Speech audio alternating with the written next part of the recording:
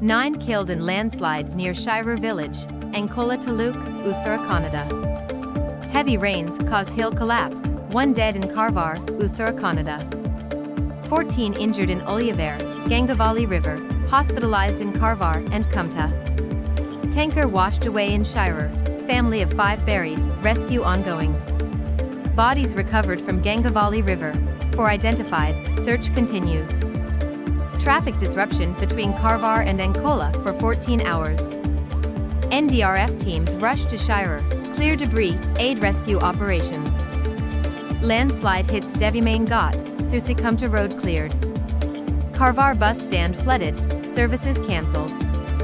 Officials assess waterlogging, plan demolition to prevent disaster. Evacuation urged near Gangavali River, tanker leakage risks assessed. Meeting planned with NHAI for landslide-prone NH stretches. 5 rupees lakh compensation announced for families of deceased.